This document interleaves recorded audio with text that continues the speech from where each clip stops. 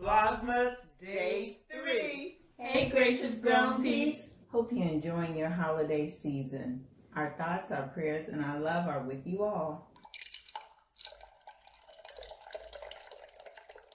It's tea time. What's in my cup? Delicious chamomile tea. And I have a hazelnut tea.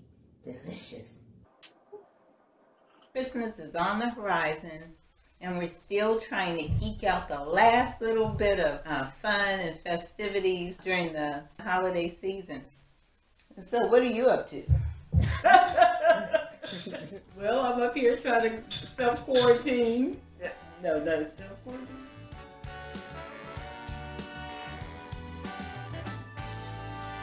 Bells are ringing, there's a magic in the air. Choirs are singing. I've got a few projects that I'm working on myself, computer projects. So once I get those done, I'm going to relax and max.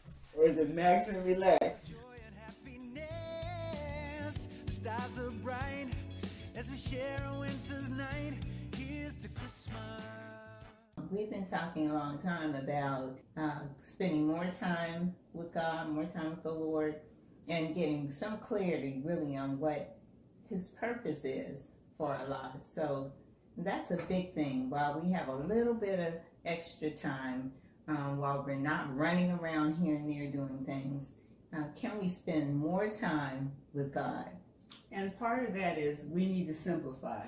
We had so much stuff going on. Everybody has so much stuff going on until it squeezed the time for God and out, the time that we would normally take praying, studying, whatever.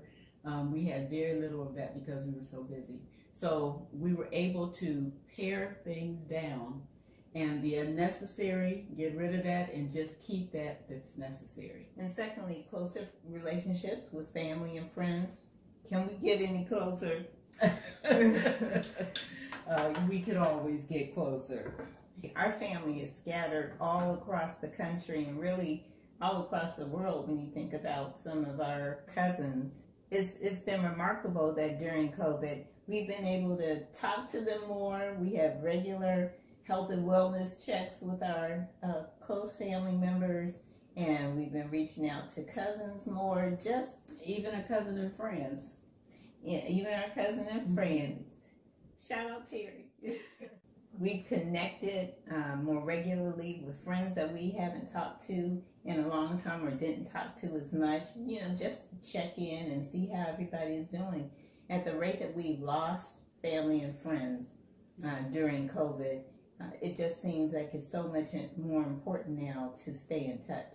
And friends and family who wanted no parts of technology are reaching out to try to find out, how do I set up a Zoom call? So I'm really happy about that. Well, and that brings me to our next things that we hope for. And that's that we would gain new skills or improve skills that we already had. Kids are smiling, making snowmen in the street.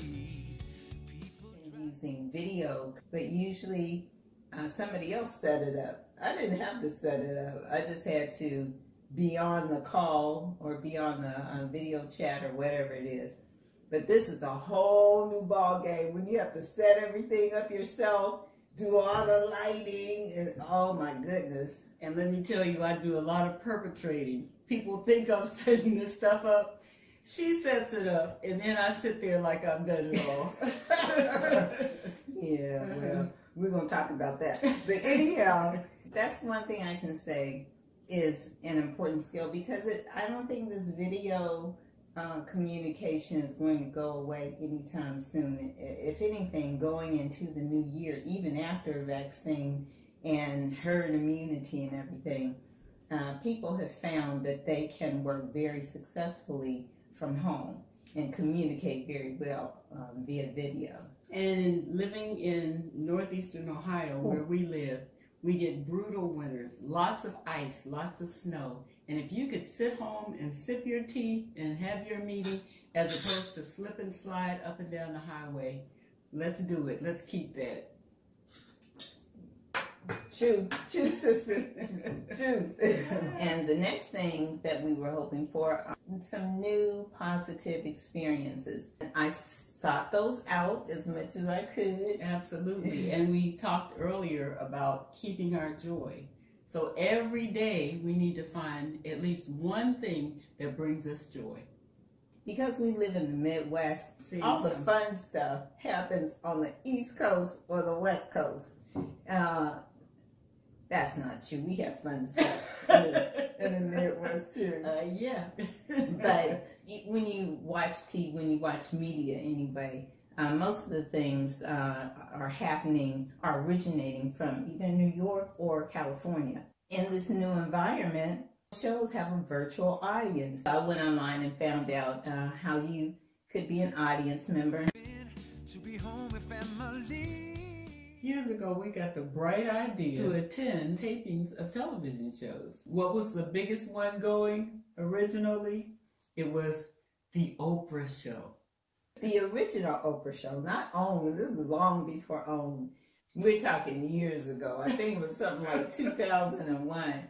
So believe me, that was a joyous occasion. It was a lot of fun. Mm-hmm. Chicago was a good time. What I remember is that it was a long line. We had to get up at the crack of dawn. It was still dark when we got in that line for the Oprah Show.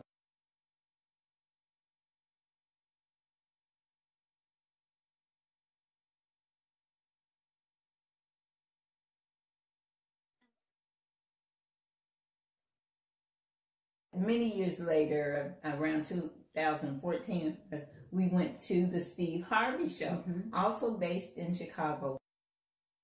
We stood in that line and stood in that line. And it was fall, so colder temperatures in Chicago with the wind blowing off that lake. It was not fun. So by the time we got in, we were busted. Let me tell you, we were not looking fresh. Yeah, we were looking pretty rough for that taping. But it was still great. And we got pie.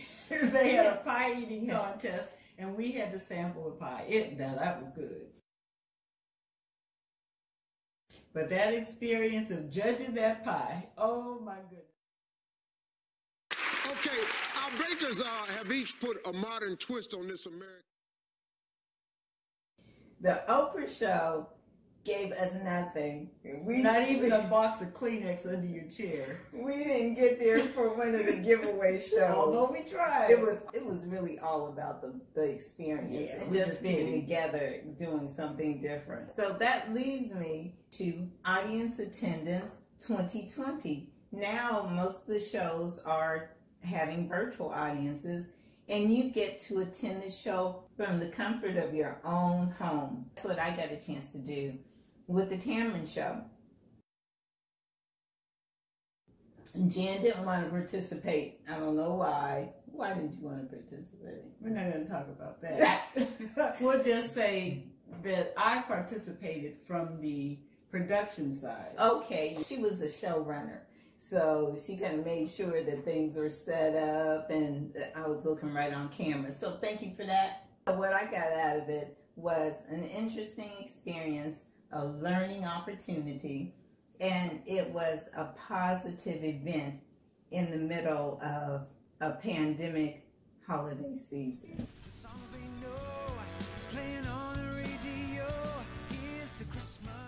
So I'm getting all prepared for my audience member participation on the Tamron Hall Show. And so the hardest thing is trying to get some lighting.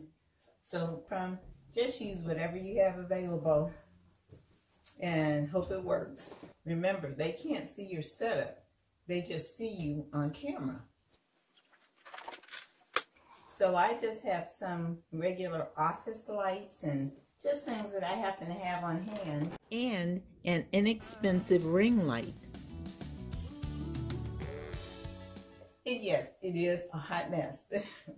All of these shows have a check-in time that you need to be present and accounted for in your Zoom position so they can see, I guess, how it looks and if they have the right number of audience members that they need.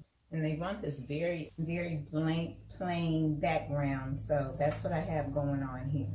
Now they say they want you to wear your ugly sweater or something. But do you have the antlers? I don't know. So much. Not yet. So, did I get cards should be popping up for all of you very soon. This is our You're all leaving me check-in. one by one now. But I will see you all over there. Have fun, everyone. Thanks. Well, we're going to get this show started with a great show, Leanne Rhymes, about her journey. And then one of my favorite shows on Netflix, it's the Hot Chocolate Nutcracker, Debbie Allen. You've got to see it. The cutest kids, these ballerinas and dancers. It's spectacular. So we've got them on the show. Thank y'all for joining us. We'll see you in a minute. All right, guys, lip sync it to a little Mariah, okay? Here we go. Let me see what you got, friends. Debbie Allen is here. Leanne. And there's our first wall. Yes, oh my God, big energy, big fill those screens. Thank you, TM Fam, for watching us today. Happy holidays. We'll see you soon.